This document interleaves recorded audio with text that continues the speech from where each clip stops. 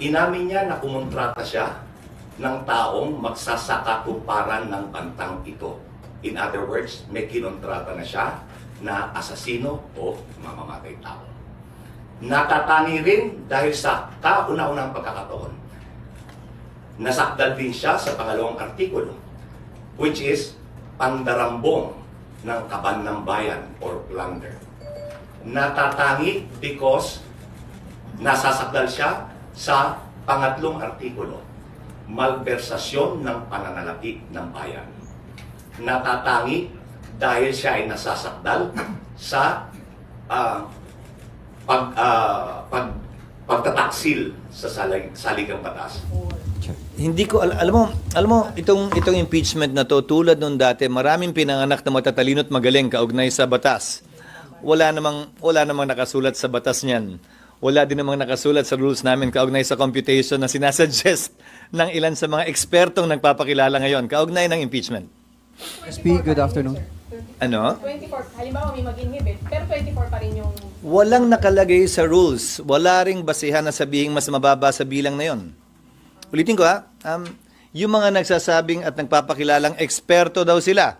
Ano bang basihan? May batas ba silang sinasite? Provision man sa konstitusyon o sa rules namin? O may pinangahawakan ba silang desisyon ng Korte Suprema? Sa dami ng magaling at nagmamagaling kaugnay sa batas ngayon, iisa lamang naman talagang masusunod, ang Korte Suprema.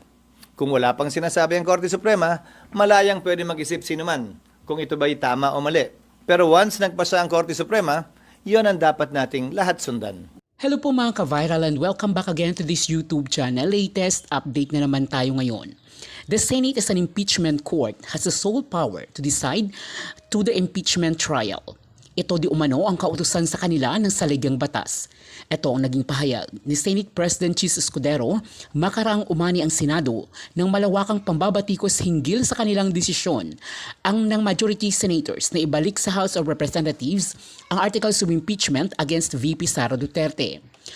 Aniya ay kung meron mang hindi pabor sa kanilang desisyon ay maaari di umanong magdulog o magreklamo sa Korte Suprema dahil ang Supreme Court ang siyang may karapatang mag-utos sa kanila hinggil sa kanilang aksyon. Ito'y pagkatapos na kinwestiyon ang hakbang ng Senado na motion for remand tungkol sa articles of impeachment ng Vice Presidente. Pati si dating Associate Justice Carpio ay naniniwala na mayroong irregularity sa nangyaring pagpabalik ng impeachment court ng articles of impeachment sa prosecutor, which is the House of Representatives. Subalit, ani Escudero ay walang karapatan ang sinuman na utusan ang Senado ng kanilang dapat gawin bilang impeachment court. Ginagalang di umano niya ang opinyon ni Carpio, subalit walang nakasaad sa batas o sa Constitution na hindi maaring magmusyon ang Senado ng kanilang nararapat gawin. Nang tinanong din tungkol sa pag-inhibit o recuse ng ilang mga senador na lantarang panig kay VP Sara Duterte, ay sinabi ni Escudero na hindi maaring pagbutuhan ng Senado kung sino-sino ang pwede at hindi pwedeng umupo bilang impeachment judge. Dahil aniya ay ang pag-inhibit ay personal na desisyon ng mga senador bilang impeachment judge. Ito'y pagkatapos na lantarang pinapanigan ng mga kaalyadong senador si VP Sara Duterte. Nasa saligang batas, di ba? Sole power to try and decide. Sa aming rules o sa rules man ng rules of court, walang nakasaad doon na bawal ka gumawa ng ganito o ganyan o ganoong motion. Lahat ng motion pwedeng gawin at pagbobotohan ng impeachment court. So, bawal i-violate ng judge yun. So, if you're taking, if you're pursuing a partial position, partial stand, you're violating your oath to render impartial justice. Then, of course, there's a constitution. Yun ang ano talaga, yun ang absolute rule na bawal anong tawag mo doon, i-violate.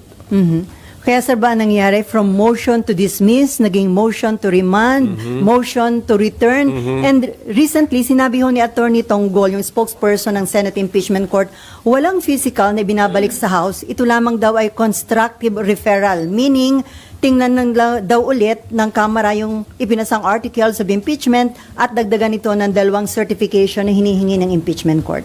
Yun na nga. So, pwedeng... Ba't binago-bago, sir? Correct. Bakit? Nakita nyo, nag-evolve yan, dismissal, remand, return, without dismissing or terminating the case. Ganun yung tatlo eh. Tapos ang gusto lang pala nila is Constructive to ask referral. questions. Sabi ko nga eh. Request for information lang ito eh. O di, pwedeng mag-order ang court or sinabi ko nga, mas practical yung advisory na lang eh. Advisory na lang ng court sa House of Representatives Panel of Prosecutors that when you file your reply to the answer of the Vice President, in addition to replying to the answer the following questions from the court. 1, 2, 3, 4, 5. Di gano'n. Wala na, hindi na kailangan mag-imbento ng magical word na return, without dismissing or terminating the case. So sir, kung gano'n na lang, Tapos meron pa nga doon, until such time that. So, returned until such time that. So, masyado nang pina-complicate ang dapat simple lang na procedure. so sir, kung simpleng advisory ang ganawa ng impeachment court, hindi na kayo umani ng batikos from different sectors. Correct, kasi nga nag-imbento kami ng bagong konsepto. So sir, ano yun? Ang sabi nyo ba, nag-create ang impeachment court another issue to derail or to delay the impeachment? Ganun di ba ang impression nyo, sir? Imbis na simplihan mo yung proseso na madaling maintindihan ng lahat, hindi lang ng taong bayan but pati yung parties to the case para madaling makakomply, diretso lang sana, medyo lumiko ka, kumorbada ka, bumaba ka, tumaas ka. Di marami ngayon pwede maka-imagine ng legal issues, hindi ba? So, all the more hindi tuloy napabilis o dumiretso yung daan. Sa pag-detour mo, pero ngayon nagtatanong, saan ka ba papunta? Yan pag-detour mo, tamang rota pa ba yan? So, hindi pa nanganganak, pero pwedeng manganak ng mga legal cases. Pag sinabi mo pag may mga legal cases na, na-focus ka na dun sa legal cases, hindi ka na dito ngayon nakafocus sa main issue. So yun yung basic objection ko doon, na kung ano man yung gustong ma-achieve nung complicated order nila, inventing the return principle, return to sender principle, na-achieve lang sana yun sa simple advisory to the House of House of Representatives Panel of Prosecutors. And don't worry dun sa 20th Congress House of Representatives, kasi ang practice sa Amerika na nung pinasa nung 105th Congress sa 106th Congress yung kaso na impeachment, ang ginawa lang ng 106th Congress, nag-submit sila sa Senate as the impeachment court ng panibagong listahan ng panel of prosecutors. So yun na yung manifestation that we will pursue the case. Mayroon kami bagong nominees o bagong names ng prosecutors. So, simpleng gawin. So sir, sa tingin nyo may intention na i-divert yung attention sa ibang mga issues halip dun sa main issue, itong impeachment case against BP Sara? Well, konting investigative journalism siguro dyan. Just get the opinions and then the motivations of the 18. Kasi sila naman ang bumoto doon eh. And then dahil po dun sa nangyari, may mga panawagan for inhibition na mag-inhibit yung ilang allegedly bias na dito nga sa impeachment case laban kay BP Sara. Well, wag na magpa-inhibit kasi nga pinili ang impeachment nasa Article 11, hindi sa Article 6. Article 6 yung Legislative Department. Article 11. Ibig sabihin nun, yung sumulat ng ating Constitution, pwede sila actually namili ng ibang body to be the impeachment court. Guilty ng 16. Pag hindi umabot, there is no conviction. Ganun lang po yun. Hindi na lang natin sasabing not guilty, but not convicted. Pero pwede din mag-abstain. Abstain, tahimik, umalis, nag-walk out, nag-absent. Pero yung abstention, considered as acquittal yun, sir? Ang abstention, hindi nagsalita ng guilty. So, hindi mabibilang sa Guilty. pagbilang natin ng guilty at kailangan 16 para masabi nating na-convict. Okay, si Daniel? Microphone. And then Klaruhin Ninfa? lang, illegal ba yung ginawang motion on the floor? Kasi judge po yung nag-motion nung nag-convene po kayo. Illegal po ba yun? And baka pwede rin po ba maging puntos din yun ng depensa kung sakaling iakyat nila sa Supreme Court? Pag sinabi kasi natin illegal against the law, so ano siguro ito, against the oath. I think it's against the oath. Kasi naka-oath ka na, and then sasabihin mo you will render impartial justice. And yet, kinampihan mo na yung argumento ng isang partido. Pero, well, it has happened, and then hindi naman pinagbotohan na actually inatras eh. Inatras naman ni Senator Bato eh. Pero hindi naman kayo nagkaroon ng impression na well-planned yung nangyari kasi parang gano'n ang naging impression ni Senator Risa Ontiveros. Well, if that is what you call a well-planned action, 'di ba? Parang pinapa-withdraw yata kay Senator Bato, ayaw niyang i-withdraw eh. Tapos so I don't know if it might have been planned but it was not well planned. Okay. Okay, Jan.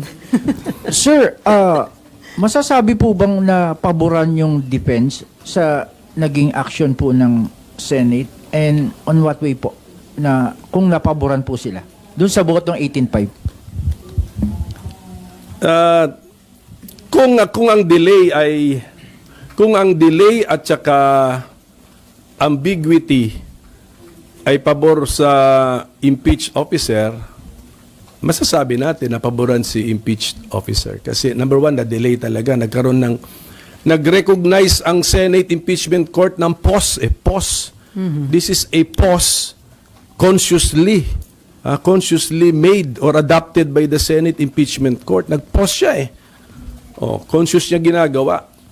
And then nag-introduce siya ng mga legal concepts and proceedings or procedure na masasabi nating hindi supported by the words of the Constitution and the Senate impeachment rules. Hence, it is inviting what? Yung sinabi ko noon, it's inviting a case. So, and a case equals delay. So, yun po yun. So, yun po yung danger na nangyari doon. Sir, from Marlon Ramos, get well soon. How do you feel about other senator judges openly lawyering for the defendant in the Senate impeachment proceedings? Well, katulad na sinabi ko, since yun yung kaya nga sinasabi natin, 'di ba, ang impeachment halong judicial legal plus political. So, yun na po yun, meron din political price to pay. So, I will leave that to the judgment of the Filipino people. So, sila na po. Kaya nga hindi nga ako conscious na naka-live pala tayo noon. Nalimutan ko na ganun palang interest sa impeachment. Naka-live na yata kayo, coverage. So ganun. So ibig sabihin nun, ang taong bayan na talaga ang mag-judge po sa kilos, actuation, salita ng ating mga senator judges. Okay, before Mab, sir, yung kampo ni BP Sara, nag-submit na sila ng formal entry of BP Sara's lawyers. Patunay po ba ito na buhay at umuusad na yung proseso ng impeachment against the Vice President? Oo nga, pero pagkabasa ko, meron yatang ad cautelam pa, pati yung appearance. Ang ibig sabihin ng ad cautelam with caution. So, isipin mo, so ibig sabihin mo, meron pa silang gustong sabihin na nag-a-appear kami, pero may mga condition ito, ha? So, ibig sabihin nun, hindi ko alam kung ginamit nila na dahilan sa ad cautelam notice of appearance nila ay yung order ng impeachment court noong June, June 10. So imagine mo kung wala yung ganun, kung straightforward lang yung order. Mag-ad cautelam appearance pa ba ang mga abogado? Dapat lang yan, straightforward. Bakit Kaya magtatanong ka, bakit with caution pa ang appearance nyo sa korte namin? Ano palang ibig nyo sabihin? Pero considering na from Fortune, Narvasa, and Salazar legal at office, ano to, mga big time po ba itong mga abogado ni BP? Oh, kilalang law firm po yan. Okay, Mag.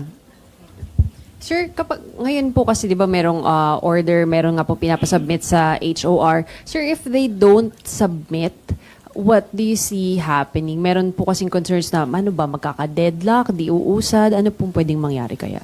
Yun na nga. That's my point, na it should have been a straightforward procedure na lang. In the first place, merong ang presumption of regularity. Number 2, ang initiation, sabi ng Constitution, ang initiation ng impeachment, duty and responsibility ng House. Ang trial and decision-making sa impeachment, duty and obligation na responsibility ng Senado. Nag-file na nga ang House. Bakit pa namin sinasabing, i-certify nyo nga na hindi unconstitutional yung ginawa nyo? Siyempre, nung kumilos ang House, siyempre sa mata ng House, hindi naman unconstitutional yung ginagawa nila. Wala namang Senate or House, pag nagpapasa kami ng batas dito, although later declared unconstitutional by the Supreme Court, nangyayari na yan. Not only today, but decades ago, nangyayari na yan. Hindi po consciously pinapasa ng Kongreso yan na we will consciously pass an unconstitutional law. Sa mata namin, when we passed it, it was constitutional. Although, nung further study ng Supreme Court, declared unconstitutional. So, ganun din yun. When the House passed that verified complaint, which became the articles of impeachment, sa mata nila, for sure, hindi unconstitutional yung ginagawa nila. O ngayon, binalik na namin para sagutin kami na, siyempre, hindi unconstitutional sa mata namin when we made it. So, it really caused unnecessary delay. It introduced a maneuver, a detour na hindi na kailangan gawin. It introduced legal concepts na not so clear ang meaning. When number 1, we could have just assumed it, and then number 2, we could just have asked them simply without returning. Okay. Isang follow-up lang po. So sir, ano nga pong mangyayari if they refuse to answer yung clarification at yung attestations? Hindi lang yata yung refuse to answer or even fail to answer while the 19th Congress House is still existing. Yun yan eh. Pwede kasing hindi ka nag-refuse to answer but inabot ka na ng June 30, 12 noon. So yun na, nag-i-introduce tuloy ng other legal questions. Kaya nga, I hope the House of Representatives, being a party to the case, sila nga ang nag-initiate nitong kasong ito, they should try their best to comply with the order of the Senate Impeachment Court. Kaya nga paano doon Comply sila kasi party sila at sila ang nag-file ng impeachment case. Pero sir, yung second order, parang mahirap nila i-comply. Hindi pa naman daw, wala pa yung 20th Congress. Ito na yun. No. So pag pinanganak na yung kausap. Yung kausap ng Senate Impeachment Court sa second paragraph, hindi pa pinapanganak. Okay. Another question from Marlon Ramos is, Magandang hapon po, Yusek. Yusek, manghingi lang po kami ng reaksyon doon sa mga naging pahayag ni Vice President Sara Duterte over the weekend. Una, nagbigay siya ng pahayag tungkol doon sa mga senator judges who are allegedly biased. Ang tingin niya, dapat binibigyan daw ito ng benefit of the doubt. And kung meron man, yung mga biased against her, yun daw yung dapat na mag-inhibit. Your thoughts on this? Makikita naman ng taong bayan kung sino ba talaga ang bias at hindi. At makikita rin ng taong bayan kung sino sa mga senador ang nagtatrabaho lamang ayon sa batas at ayon sa rule of law. Kung ganyan po ang kanyang opinion, wala po tayong masasabi dahil yan po ay nasa kanyang saloobin. Pero with all these issues, Yusek, about being biased, yung mga senator judges, you think na pipreserve pa rin ba yung integridad, especially nung impeachment process? Mahirap magbigay ng konklusyon. Muli, nasa senador na po yan na siyang umaakto bilang judges sa impeachment court at hayaan na lang po natin ang kanilang pagkilos, pag-evaluate ng pangyayari sa kanila mismo impeachment court at tao naman po ang makakakita kung sila po ay nagtatrabaho na maayos. Panghuli na lamang po, the Vice President has reiterated her initial statement na meron po kayong koneksyon ni Representative Franz Castro, although you have already cleared that. Once again, pwede po bang paki-explain ulit yon? Because she also reiterated yung garbage in, garbage out na statement niya. Yun na nga po, nakakalungkot dahil mismo ang Vice President, ang Vice Presidente, ay nagiging paulit-ulit na source ng fake news. Anli. Alam na natin, katulad na sinabi ni Ms. Maricel, maliwanag na po ang ating sinabi patungkol dyan. At kayo po mismo, mga taga-media, ay naintindihan na po ito. So nakakalungkot na ang Vice Presidente ay hindi po naiintindihan ang ating sinasabi. So nagiging source of fake news na po or disinformation ang ating Vice Presidente at hindi ito maganda para sa kanya bilang pangalawang nakakataas na leader ng bansa. Marami na rin po siya nabanggit patungkol sa fake news, patungkol sa Pangulo, patungkol sa sa First Lady, patungkol na rin sa bigas na sinabi niyang maaaring pagkain lang sa baboy. So, sana wag manatili ang pagiging source niya ng fake news bilang Vice Presidente. Salamat po. Thank you, Mase. Next question, Tina Maralit ng Manila Times. Magandang umaga po, Yusek. Dito po. Ayun. Magandang umaga po, Yusek. Over the weekend po, the PNP Highway Patrol Group accosted 2 individuals for a traffic violation, and it was later found out that they are involved in an extortion scheme at ginagamit po ang pangalan ng first couple, particularly First Lady Lisa Marcos. May nakarating na po ba ito sa first couple? Ang balita pong yan ay hindi po natin batid kung nakarating sa kanilang personal, pero ang ganyang mga aksyon ay isang krimen, usurpation of authority, nagpapanggap na may kapangyarihan, pero ang kanilang nagiging trabaho ay pag-extort, ito'y nakakasira sa ating institusyon. Kailangan lamang po talaga silang mademanda, kailangan lang po silang managot sa batas. Follow-up lang po, ma'am. And it was found out na hindi po ito yung unang pangyayari. Last year po, nahuli na rin po itong same individuals for the same offense, pero nakapagpiyansa. May mensahe po kaya ang palasyo sa mga otoridad? Sa mga ganyan po, hindi po ito dapat pinapalagpas. Ang dapat managot ay dapat panagutin. Hindi natin kasi masisisi kung ang kanyang offense na nakumit ay bailable at talaga makakatakas siya. Pero with this, siguro, tignan po natin, kung ganyan pa rin ang kaso, bailable pa rin yan. Pero sana, with all of you, tulungan natin ang ating gobyerno na mapakita natin itong mga klaseng tao na ito sa pamamagitan din ng pagpapahayag patungkol sa kanilang mga gawain. Maraming Thank salamat you. po. Maraming salamat, Tina Maralit. Next question, Rich Bon Quevedo, Daily Tribune. Good afternoon po, Yusek. AI-generated videos are circulating online, tackling on big issues such as the impeachment case of Vice President Sara Duterte. And this particular video po was shared by Senator Bato de la Rosa and reportedly by Davao City Mayor Baste Duterte. What is Malacanang's reaction to this po, considering that this technology can border on deepfake videos which can mimic even President Marcos, and what are the steps po na that the PCO will take regarding this issue po? Ang pag-share ng mga katulad na ganyan, muli, disinformation, fake news, hindi po sana nanggagaling sa mga opisyal ng pamahalaan. Nakakaduda, mas nakakawalan ng tiwala kung mismo sa matataas na opisyal nanggagaling ang mga disinformation at fake news. At mabuti po at ito ay na-correct at napansin po ng ating mga kababayan.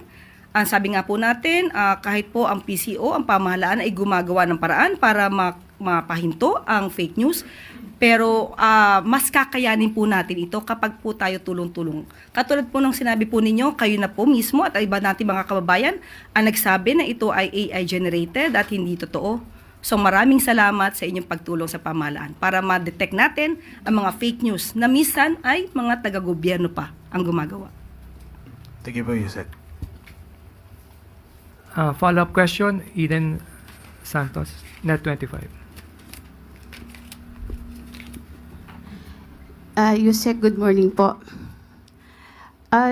Regarding po dun sa follow-up yung binanggit niya na AI generated, ano po. Pero kung titingnan mo yung sinasabi ng mga estudyante, legit naman po yung issue. Ano pong masasabi niyo dito? Sino magsasabing legit at hindi legit na issue? Kung ito ay galing sa isang fake news or AI generated, so hindi tayo pwede magsabi na ito ay lehitimo o ilehitimo ang issue. Thank you po. Maraming salamat, Eden. With no more questions. Follow-up, Ivan Merino. Ma'am, more on that point, kung sakali hong may nag-share nga ng mga opisyal ng gobyerno, whether purposely or inadvertently, is it incumbent upon them to apologize or to take it back once they realize that it was actually AI generated and fake?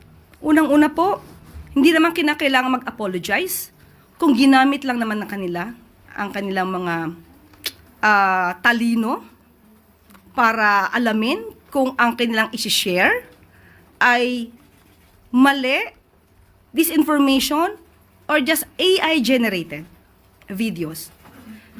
Hindi kinakailangan mag-apologize kung una pa lang tama na ang inyong ginawa. But ngayon, na naipakalat na, paano na po yung ibang naniwala sa kanila?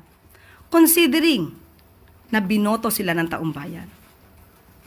So ngayon, na ginawa po nila, at wala tayong magagawa doon, dapat lamang po nilang i-acknowledge na ang ipinasa nila na video ay hindi totoo at hindi tunay. Thank you. Follow-up question, Alvin Baltasar. Yusek, in connection with that, do you find it irresponsible on the part of those who share the AI-generate video? Irresponsible bang hakbang yung ginawa nila? Lalo may mga government official na nasasangkot. Opo, responsibilidad nila to. Dahil ang bawat salita na binibitawan nila sa taong bayan, leader sila, yaan ay totoo sa pandinig at pananaw ng bawat isa. So dapat maging responsable sa anumang sinishare nila na impormasyon sa ating mga kababayan. Maraming salamat, Alvin. Last two questions, Ira Panginiban. Ma'am, question lang. May penalties for doing this? Distributing, sharing, or giving out false or maybe misleading or AI-generated information? Any penalties? Is the government looking at penalizing them, punishing them, doing anything to them? Depende po sa sitwasyon. Kung sila man ay nag-comment dito, mayroong kaakibat itong penalty. Depende po sa kanilang partisipasyon. Hindi lang naman ito shinare, kundi nagbigay pa ng opinion. So tignan na lang po natin. Alamin natin ang kabuuan. Is libel or slander an option for these kind of actions, ma'am? Can be. Pero sabi nga po natin, alamin po natin ang punot dulo nito. Mahirap pong magsalita agad na may liability ang isang tao. Ang sinasabi lamang po natin, dapat sila maging responsable sa bawat kilos nila. Thank you, Ira. Last question, Michelle Gilang, All TV. Hi, Yusek. Good afternoon po. Related lang po dun sa school na nasunog sa Quezon City. Kasi marami-rami po yung nasunog na classrooms. If I'm not mistaken, around 20 classrooms.